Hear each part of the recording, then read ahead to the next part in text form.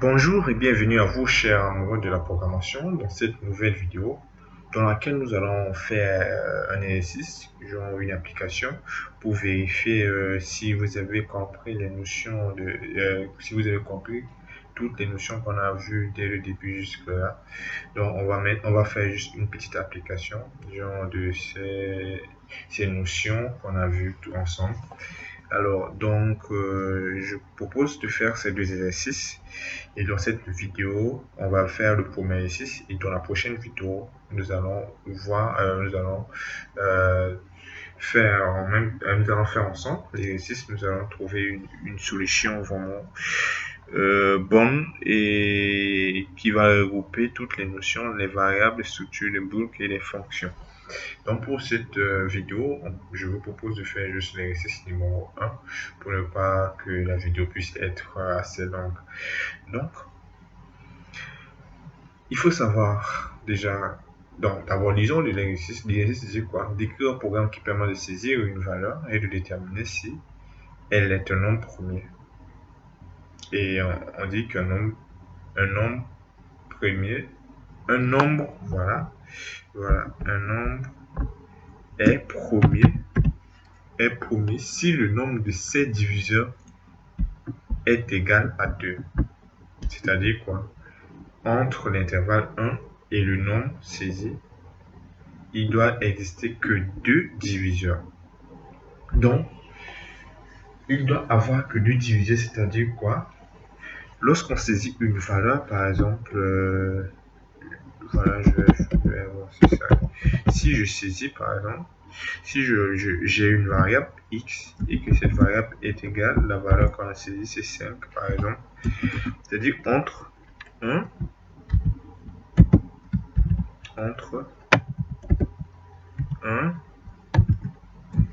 et 5, on doit avoir que 2 diviseurs de 5 pour dire que 5 est un nombre premier. C'est-à-dire quoi? En réalité, 1 et 5 lui-même. Donc, il n'y a que 2 diviseurs, 1 et 5. Donc, les diviseurs de 5 sont là. Voilà. Je vais mettre ça. Voilà, c'est-à-dire qu'on a 1 et on a 5 comme diviseur de 5 dans cet intervalle. Ce qui veut dire, maintenant, si on prend un autre exemple, ça, voilà. Donc ici, on peut dire que 5 est premier. Parce que entre l'intervalle 1, 5, il n'y a que 2 diviseurs de 5. C'est-à-dire quoi? 1 et 5 lui-même. 1 et 5 lui-même. Et c'est-à-dire que 2 n'est pas diviseur de 5, 3 n'est pas diviseur de 5, 4 n'est pas diviseur de 5. Ça veut dire, c'est ce qui montre que voilà, 5 est un nombre premier. Donc ça veut dire qu'il y a que 2 diviseurs de 5 entre l'intervalle 1 et 5. Et donc du coup, si vous voyez que vous avez un nombre comme ça, qui est divisé par 1 et lui-même, et entre l'intervalle de 1 et cette valeur, il n'y a aucun diviseur de cette valeur, alors le nombre est premier. Par contre, si par exemple on a un nombre 6, à l'intervalle 1 et 6, on va essayer de vérifier quels sont les diviseurs de 6. On voit bien que 1 est un diviseur de 6.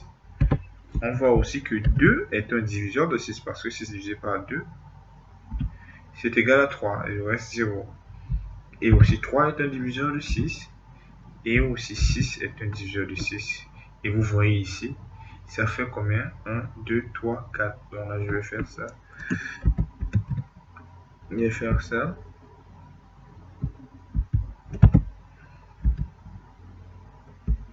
Deux diviseurs. Et là, je vais faire ça. Ça fait 4 diviseurs. N'est pas premier.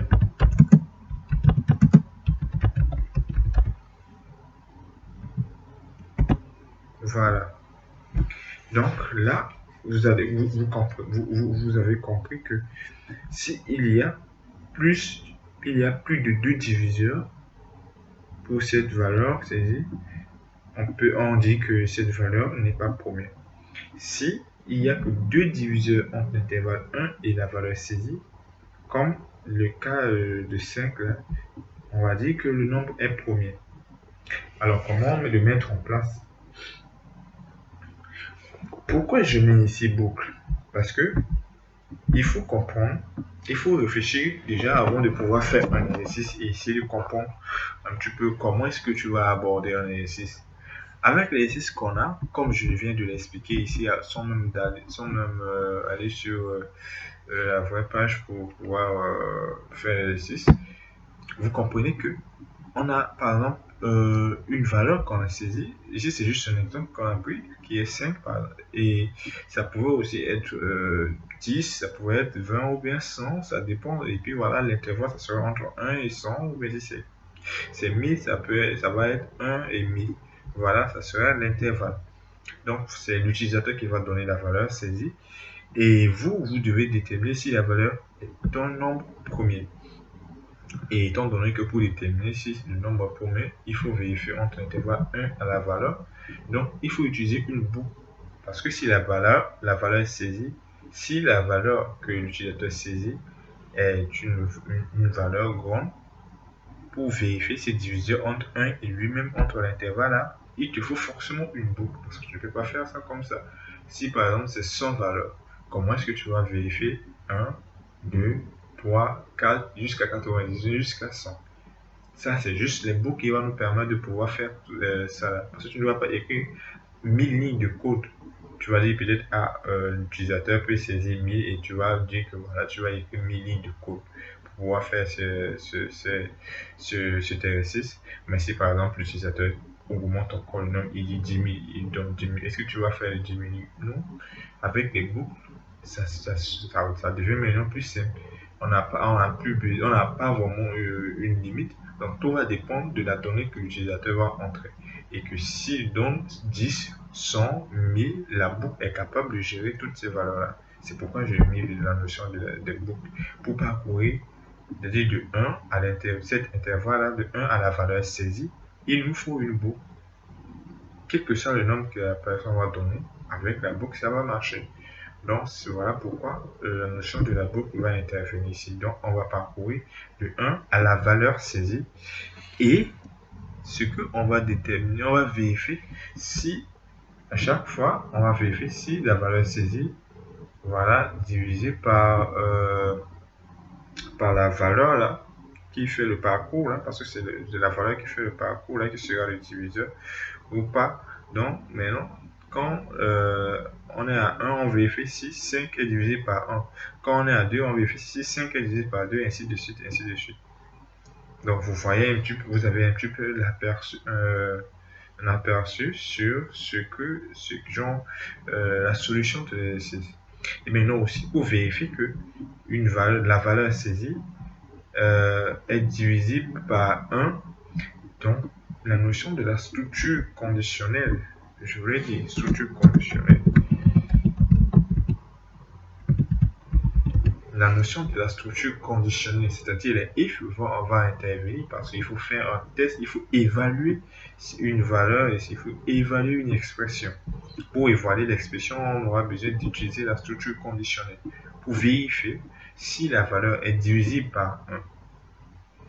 Et la notion de la variable, c'est que voilà, pouvoir saisir, lorsqu'on dit de saisir une valeur, la valeur doit être sauvegardée par quelque chose. Donc on aura une variable. On aura forcément une variable qui va nous permettre de récupérer les données là et de pouvoir faire tous ces traitements. Donc voilà pourquoi au titre ici j'ai mis les variables, les structures conditionnelles et les boucles vont intervenir dans l'exercice numéro 1. Donc on va ensemble aller mettre en place tout ce qu'on vient de voir ici pour pouvoir écrire un programme qui permet de saisir une valeur et de déterminer si cette valeur a un nombre premier, tout en sachant qu'un nombre est premier si entre l'intervalle 1 et le nombre, il n'existe que deux diviseurs de ce nombre. Voilà, on va créer ensemble un nouveau fichier qu'on va appeler exercice.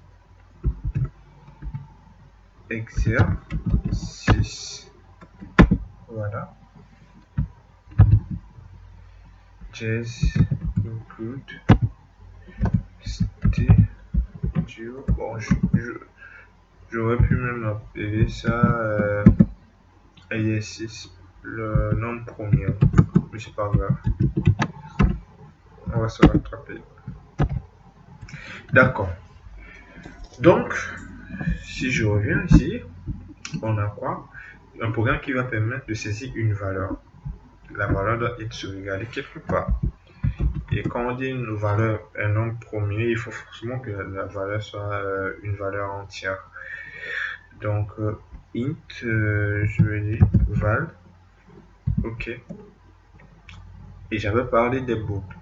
Alors, si on veut utiliser une boucle, ça veut dire forcément qu'on doit avoir un indice de parcours. Donc, avec ça, on peut faire quoi? On peut déterminer si le nombre est premier.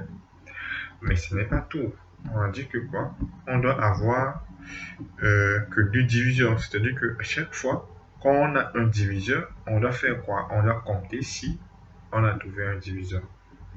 Et lorsqu'on parcourt jusqu'à finir, lorsqu'on quitte la boucle, le compteur doit être à 2 pour pouvoir dire que c'est un nombre premier. C'est-à-dire le compteur avance chaque fois qu'on trouve un diviseur entre l'intervalle 1 et la valeur. Le compteur avance.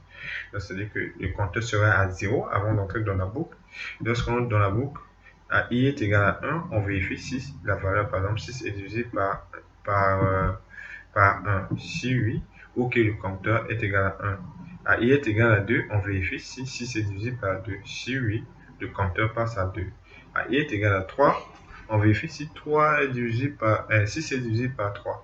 Si oui, le compteur passe à 3. À i est égal à 4, on vérifie si 6 est divisé par 4. Si oui, on dit que voilà, le compteur à 4, mais 6 n'est pas divisé par 4. Donc, le compteur reste à 3. I va passer à 5 et on vérifie si 6 est divisé par 5. Non, 6 n'est pas divisé par 5, donc le compteur reste à 3. Et I va passer à 6 et on vérifie si I, c'est-à-dire le 6 du moins, est divisé par 6. Et oui, vrai, c'est vrai. Donc, si c'est divisé par 6, alors le compteur passe à 4. Et donc, à la sortie de la boucle, on aura le compteur est égal à 4. Donc, voilà pourquoi il nous faut déclarer un compteur. Je vais mettre compteur et je vais l'initialiser à 0 ici. CPT, je vais mettre à 0. Voilà. Et maintenant, pour les boucles, étant donné que voilà, étant donné que la valeur saisie là, on doit le vérifier si c'est un premier. Un nombre premier. Un nombre premier, c'est quelque chose qui est dans la bande positive, genre c'est-à-dire que du 1 à plus infini, je crois, hein, voilà, de 1 à droite, c'est-à-dire de 0 à moins 1 pour descendre, là, on ne peut pas avoir un nombre premier. Voilà. Alors, donc, ce qu'il faut faire, c'est de faire juste un contrôle de saisie ici avec une boucle do while. Comme je l'avais expliqué dans les boucles, lorsque vous faites do while, c'est quoi? C'est que la condition sera exécutée au moins une fois. Voilà. Au moins une fois. Ça veut dire que ce que je vais faire ici, si je mets la saisie de val, la saisie de val va être exécutée avant de venir tester cette condition, avant de venir faire le test de cette condition-là. Donc, ce que je vais mettre là, c'est-à-dire que ça, le printf,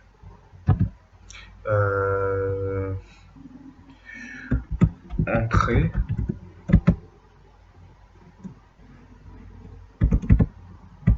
je vais dire juste la valeur à vérifier. Voilà, je vais mettre ça. La valeur à vérifier, je vais faire un scanner de cette valeur.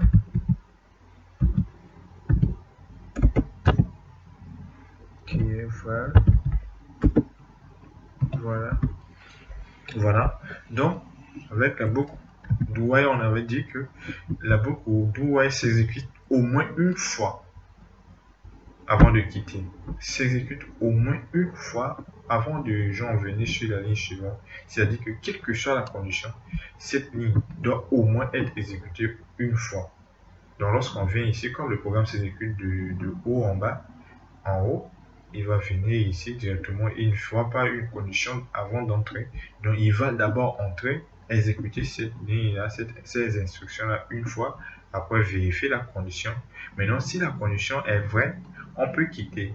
Si cette condition, du moins, est vraie, on reste dans la boucle. Si cette condition-là est fausse, on peut quitter. C'est-à-dire que si la valeur saisie est inférieure ou égale à 0, ça veut dire que la condition elle est vraie. Donc, on reste toujours là. Maintenant, si la valeur n'est pas inférieure ou égale à 0, du coup, on peut quitter la boucle. Donc, si la valeur est inférieure ou égale à 0, on va lui redemander de saisir la valeur. Si la valeur n'est pas inférieure ni n'est égale à 0, c'est-à-dire positive, on va quitter la boucle pour pouvoir venir exécuter l'instruction suivante. Alors, une fois que la valeur a été saisie, on va vérifier maintenant, on va déterminer si la valeur est un nombre premier. En utilisant la boucle for, on va dire if i est égal à 0, du moins i est égal à 1, voilà, il doit commencer à 1 parce qu'une valeur n'est pas divisée par 0. Et maintenant, on va dire i inférieur ou égal à n. I est inférieur ou égal à val du moins. Voilà, il va aller jusqu'à trouver val. Et pour avancer i, il faut faire l'incrémentation en faisant i++. Et là, qu'est-ce qu'on fait? On va vérifier si la valeur est divisée par A, ses diviseurs entre 1 et elle-même. On va vérifier ces diviseurs entre l'intervalle 1 et elle-même la valeur. Donc on vérifie. Donc i est égal à 1, après i est égal à 2 et jusqu'à trouver jusqu'à i est égal à la valeur saisie. À chaque fois on vérifie si la valeur saisie, et pour pouvoir déterminer ici en réalité pour vérifier que val genre la valeur saisie par exemple est divisée par 1 ou bien divisée par une quelque chose, on vérifie si val module 1 par exemple est égal à 0. On vérifie le reste de la division à 0 pour pouvoir montrer que la valeur c'est pour pouvoir montrer que 1 est un diviseur de val. On fait val modulo 1 et on trouve le reste. Donc si une valeur est divisée par une autre valeur, ça veut dire quoi? Le reste de la division de cette valeur par l'autre est égal à 0. Et pour pouvoir trouver le reste d'une division, on utilise le modulo. Et le modulo selon Maché n'est rien d'autre que le pourcentage. Et nous, on avait dit que les diviseurs doivent être le i, c'est-à-dire les listes de parcours qui quittent 1 pour aller jusqu'à trouver la valeur. C'est une liste de parcours là qui doit être diviseur ou bien qui ne doit pas être diviseur.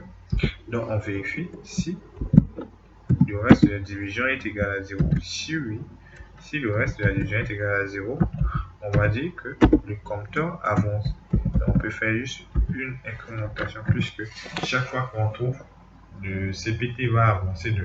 Donc on peut faire juste CPT++ pour faire avancer le compteur. Donc on vérifie à chaque fois. Pour i est égal à 1, la valeur saisie par exemple c'est 5. Pour i est égal à 1, on vérifie si 5 est divisé par 1.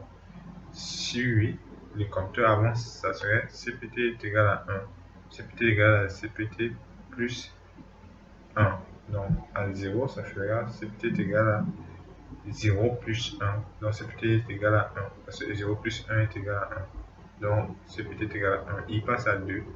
On vérifie si 5 est divisé par 2. C'est-à-dire que 5 modulo i est égal à 2. Donc si le reste de la division de 5 par 2 est égal à 0, est égal à 0, on peut rentrer ici, mais on voit que non, il va passer à 3. On vérifie aussi le reste de la division de 5 par 3. Est-ce que le reste est égal à 0? Sinon, on n'entre pas. On va à 4 et on va à 5. On vérifie que 5 est divisé par 5. C'est-à-dire 5 divisé par 5, le reste est égal à 0. Donc, CPT va avancer à 2. Et donc, à la sortie, maintenant, il ne faut pas faire le test à l'intérieur de la boucle. Il faut d'abord parcourir tout l'intervalle. Une fois qu'on a fini de parcourir l'intervalle, il faut quitter maintenant la boucle avant de pouvoir faire le test. Parce qu'en quittant la boucle, lorsqu'on quitte la boucle, on est assuré qu'on a parcouru l'intervalle en entier. On a tout parcouru dans l'intervalle et maintenant, on peut maintenant vérifier si maintenant c'est un nombre premier. Donc, en quittant la boucle, on est sûr qu'on a parcouru l'intervalle. Et une fois que l'intervalle est carrément parcouru, on peut vérifier. Et pour vérifier, ça veut dire quoi? C'est le compteur qui va nous permettre de déterminer si c'est un nombre premier. Donc, le compteur, il va nous montrer si le nombre premier, il est non premier, si le compteur est égal à 2. Donc, on va mettre ça. Si le compteur est égal à 2, alors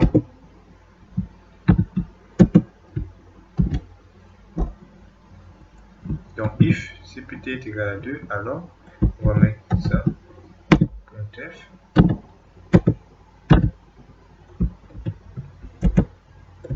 va pourcentage d est un nombre premier. Et là, on met val. Et voilà, super. Et là, je vais mettre un système pause.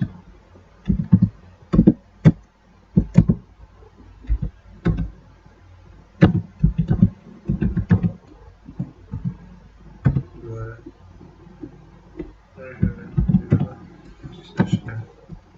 Ok, super. Donc, on vérifie si la valeur saisie est positive avec la boucle de while et on parcourt l'intervalle 1 jusqu'à la valeur, comme c'était dit là, l'intervalle 1 jusqu'à la valeur saisie, parcours, et à chaque fois, c'est l'indice de parcours qui doit être le diviseur de la valeur. Parce que comme il quitte de 1 jusqu'à atteindre la valeur, à chaque fois, on doit vérifier si la valeur est divisible par i. Et pour vérifier si la valeur est divisible par i, la valeur est divisible par i, voilà. On vérifie le reste de la division.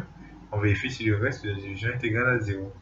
Et pour vérifier le reste de la division, on utilise le module. Une fois que c'est fini, donc on quitte d'abord la boucle.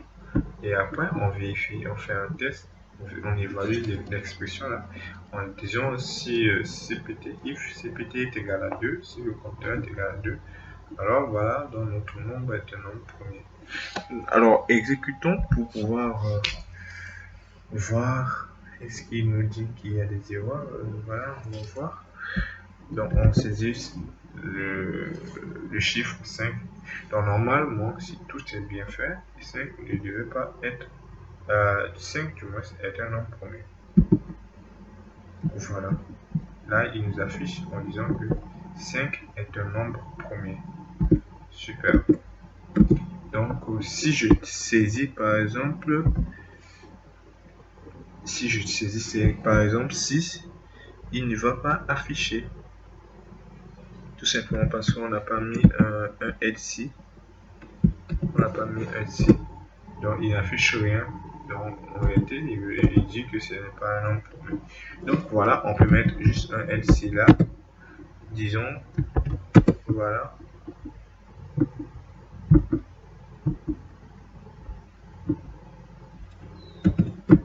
Pour dire tout simplement que, voilà, la valeur n'est pas première.